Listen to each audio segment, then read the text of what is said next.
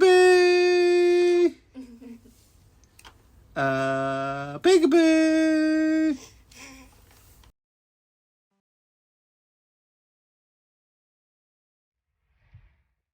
This is the realistic side of finding out your child's got leukemia.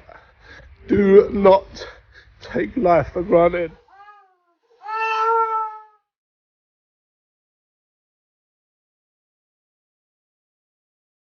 For those who don't know us, this is me, Scott. This is my wife, Katie, and this is our son, Super Ted. We are the Bridge family, trying to get the most out of this rat race we all call life.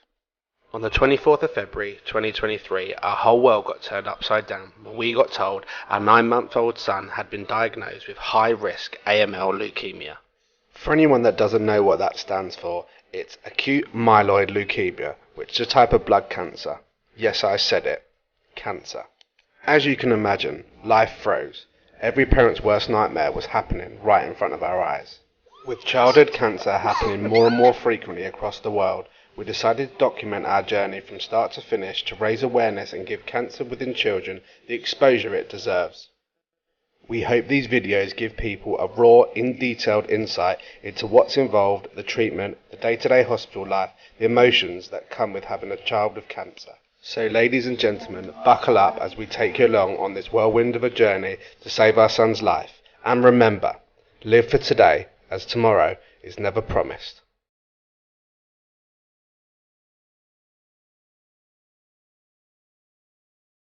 So if you're interested in following our journey, don't forget to like our video, subscribe to our channel and hit that notification bell so you can stick with us on this battle against cancer.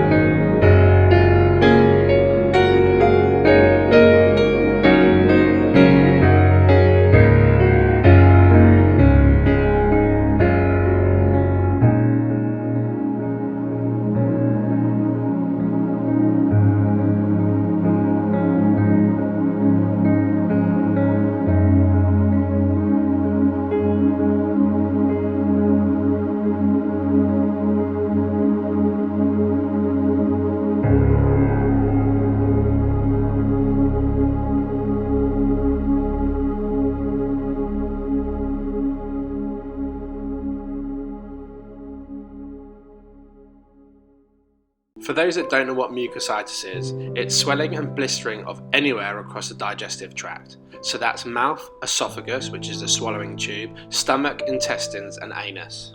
More than 50% of cancer patients may develop this, and more than 75% of patients going through stem cell and bone marrow transplants may face this. To put this in perspective, we all know how painful a coleslaw is in your mouth. If you imagine having lots of these in your mouth, throat, stomach and even your nappy area, you start to understand why this can be a huge problem, especially for a child like Teddy who can't tell you his symptoms. It can usually start in the mouth area.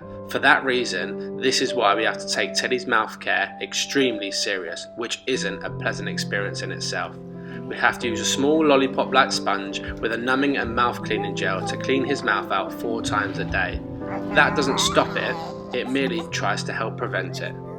Here's a clip to make you understand how hard this must be for us as parents to put our son through this.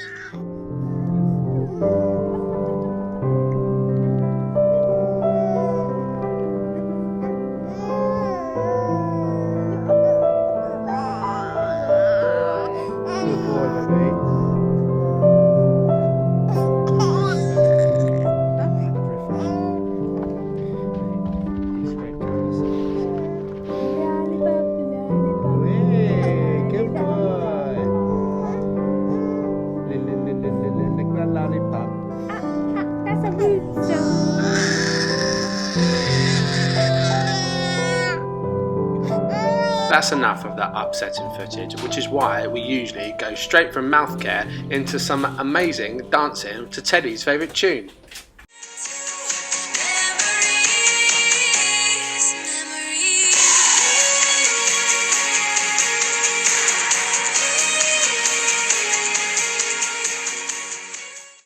With that horrific dad dancing in full swing, that footage is also just as upsetting, so we shall move on.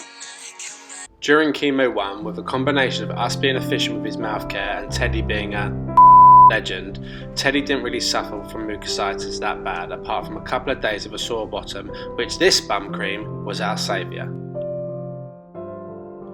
The support we received from our family, friends and local community and people from far and wide was out of this world.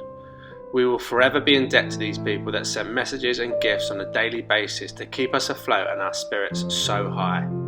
Even the support from companies like Spread the Smile coming into the room to sing to Teddy made each day that passed a little bit easier. Our days in the recovery stage during and in between medication consisted of entertaining Teddy as much as we could to make him feel as comfortable and happy as possible.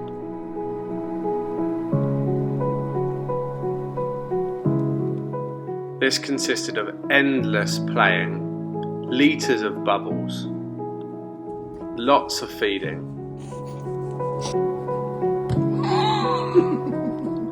ball games, teaching new animal noises, endless reading of hundreds of books, and so much more. Katie and I and all of our supportive family that came to see him are officially qualified full-time children entertainers. Anyway, back to our story. With family members coming up to support us, myself and Katie tried as often as we possibly could peel ourselves away from the hospital together when we could, just to be us, Katie and Scott, even if it was just an hour or so. 99% of the time all we did was talk about Teddy and hospital chat, but as oncology parents, this is so important as day-to-day life as parents, no matter how strong you are, will have a strain on your marriage. Just been out for a little bit of respite. Back to relieve Mum and Hayley. Back to the cab. One day we'll look back on this and we'll all be at home. So these times are so precious and needed so we can iron out any creases to make sure the foundations for Teddy inside the hospital were absolutely bulletproof.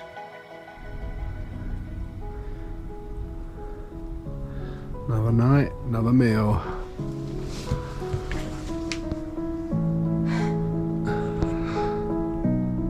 Another night draws to a close, and with a blink of an eye, another day already starts.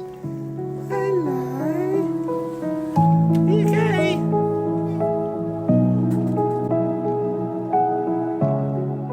And as soon as you step foot back in that room, there is jobs to be done. Little mouths that need feeding.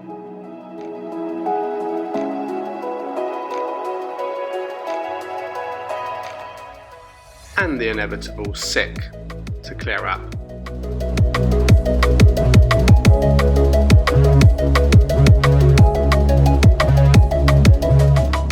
Part of Teddy's treatment plan was also to have a procedure called a lumbar puncture. Initially, this is done to check if there is any cancer in Teddy's spine. Unfortunately, when we had our first test result come back, it showed there was a small amount of cancer present. Because of this, Teddy then had to undergo weekly lumbar punctures until he had 5 clear results of cancer-free cells. With the clever technology these days, when they know the cancer is present, they can test and treat within the same insertion of the spine.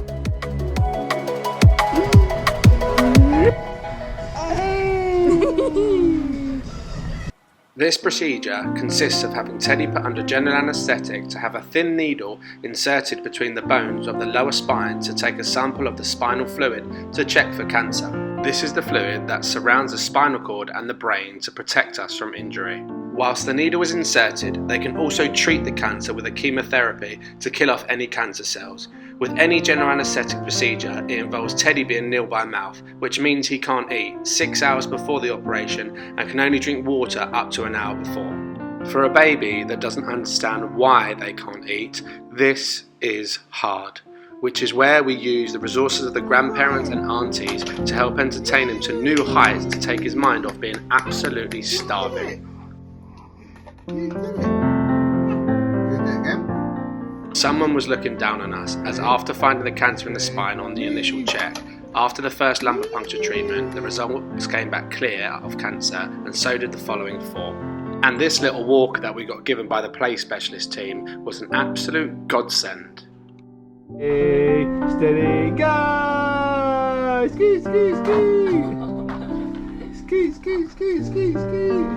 We were told in the first few days that over Teddy's treatment we will become doctors and be able to tell when Teddy needs medicine or any transfusions. They weren't wrong.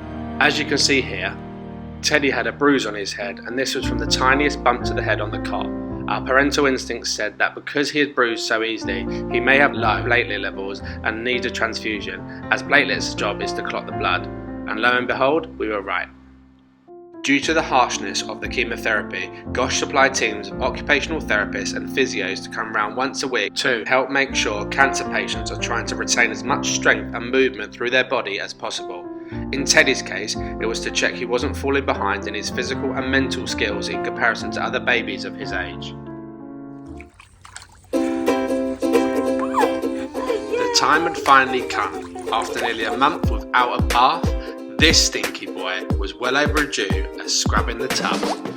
This wasn't because we like him spending like 4 weeks of sickness and diarrhea, it's because of his centerline and his dressing that protects him. Bed baths are advised, but Teddy needed his dressing change, so we covered his lines with doctor's gloves and tape and to make it waterproof, and splashed away to our heart's content. Good boy, and where's Teddy? Peekaboo! As you can see, the time that every cancer patient dreads had started. As much as we didn't want to admit it, it became obvious that our little boy's hair had started to fall out.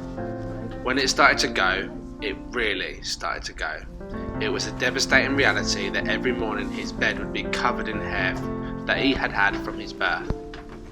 The more it thinned, the more he looked, well, like a true cancer victim. We kept putting it off, but the time finally came to get the clippers out and shave his head. Firstly, because it was extremely itchy for him laying in all his hair. But secondly, to look more like his dad. I mean, who wouldn't want to look like their dad? The day that I get to show this video back to him will be one of the proudest moments of my life. A true superhero taking this horrific journey in his stride. A journey that would break many, but our son, Super Ted, is a real life superhero. Trust me when I say this, as 2 normal parents,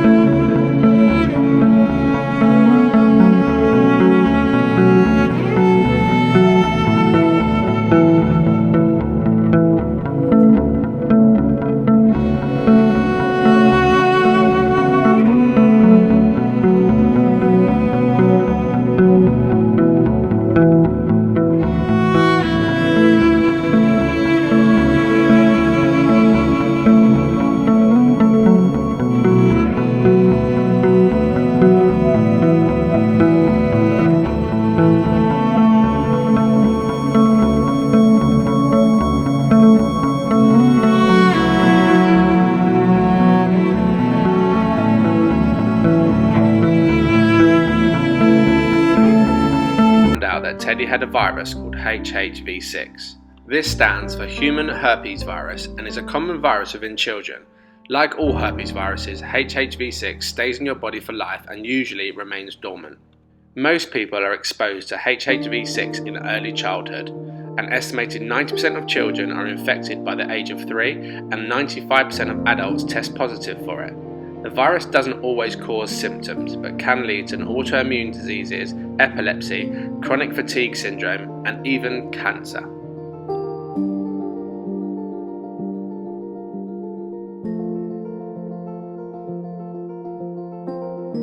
You have your lollipop. Daddy has his one. Yeah. Yeah, Teddy have his. Teddy have his.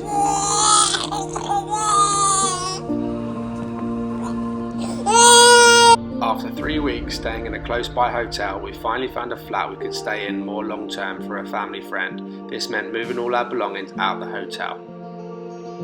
It is the 21st. Packing up my stuff.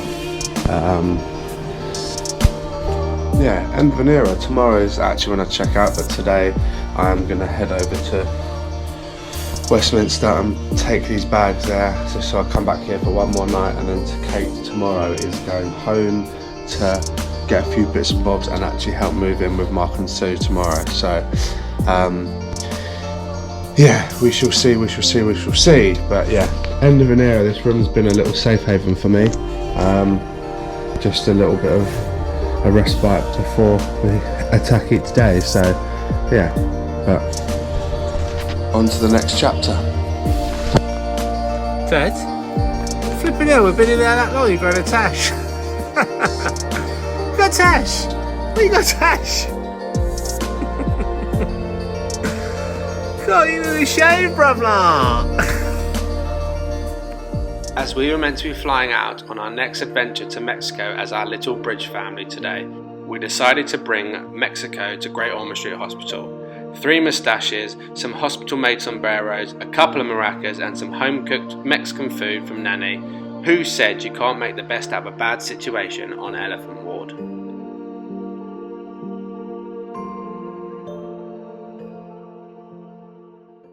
Ready for the filthy laugh? Filthy laugh. Filthy laugh. I got your tickly bits.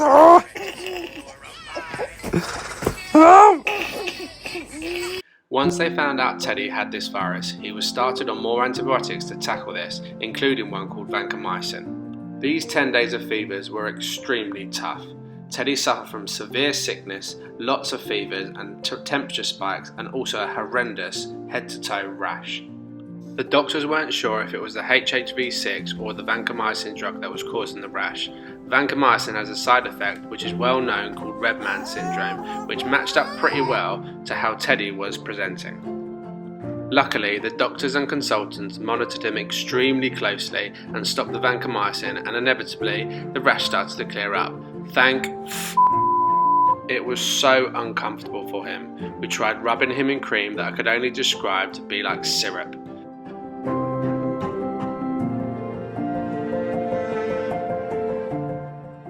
And they're expecting him to sleep comfortably while spiking fevers as well. It's fair to say during this time there were many sleepless nights. How you doing, mate? Are you doing okay? You still fighting? Yeah. Say yeah.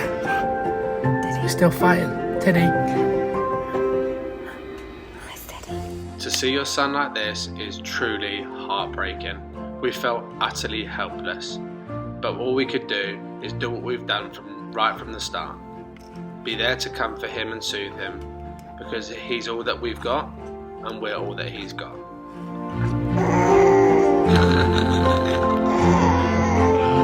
I got do, push my nipple, shake the tree. I got do, push my nipple, shake the tree. To the left, to the right, jump up and down and do the knee. Come on down every night to the hula melody. I got do, push my nipple, shake the tree. I got do, push my nipple, shake the tree. To the left, to the right, jump up and down and to the left, come and dance every night to the hula melody. We're on day 28 now. It's been a while since I've updated the GoPro, but I had a bit of a tough day today. Teddy had a rash from head to toe, stopped drinking, had another chest x-ray. Yeah, very, very testing day. Almost seems to be getting harder by the day. It's almost like a one step back, one step forward, two steps back. But we move, we take every day hour by hour, day by day, minute by minute, and keep grinding through and standing strong next to his bedside. But little update, tomorrow's a new day. Hopefully some of these results for his cultures and his bloods and his rash come back tomorrow.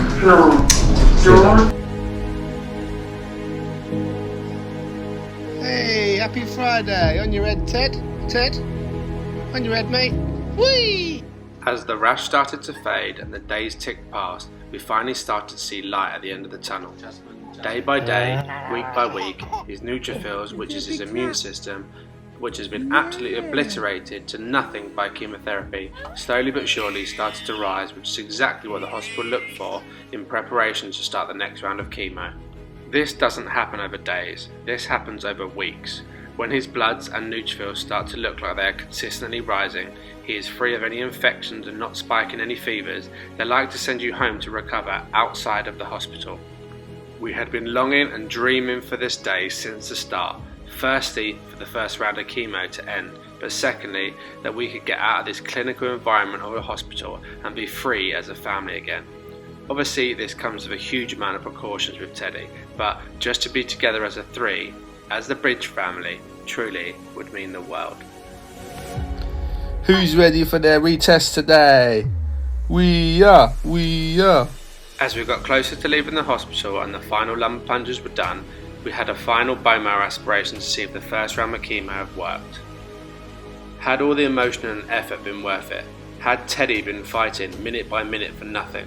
It all came down to these results.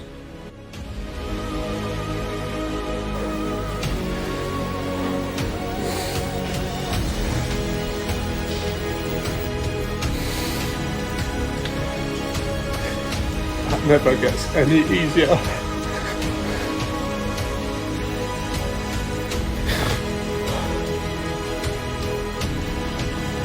Gotta be the hardest thing ever.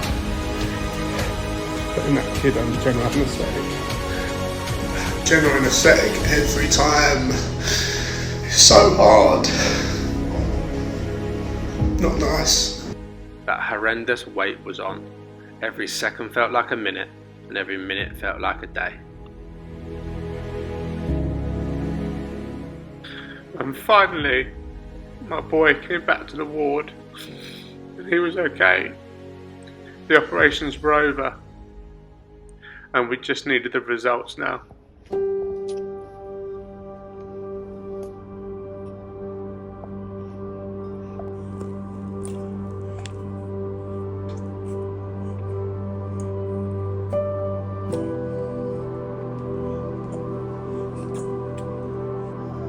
Ted, are you drunk?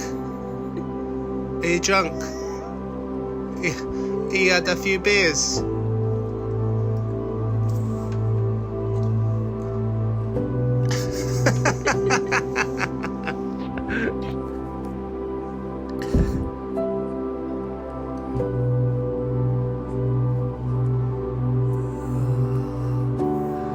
nice.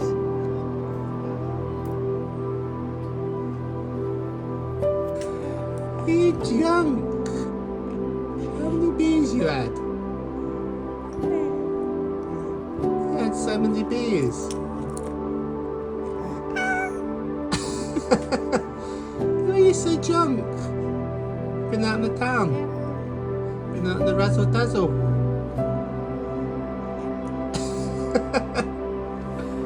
You pissed? You pissed?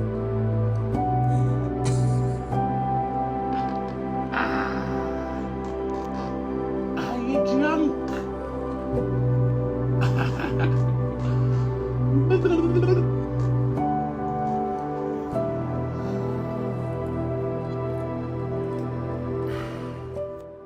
Our time here on Elephant Ward, for now, was over. It was time to pack up our room, pack up our life, pack up all the amazing cards and gifts of support, and head back to the flat and wait to hear for some results. This was hugely bittersweet. We couldn't wait to see the back of this room, but on the other hand, it's been home to us, our son and his road to saving his life. Wow, this is it. Room 7, Elephant Ward. Chemo 1 done. Woohoo! Packed up. Everything down, ready to get our way to the flat. I'm just waiting for the nod from the doctor. Job done.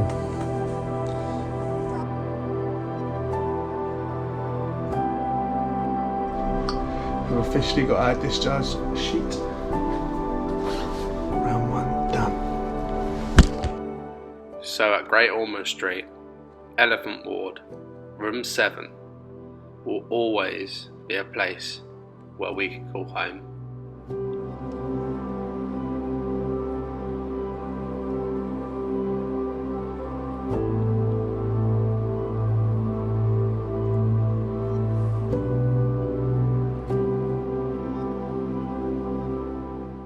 We just want to take the time to say thank you from the bottom of our hearts to everyone who is following and supporting our journey. Please don't forget to like our video, subscribe to our channel, hit that notification bell and stick with us on this journey through cancer. In our next video, we will find out the results to see if the first round of chemotherapy worked and where our journey is going next. And just remember, live for today, as tomorrow is never promised.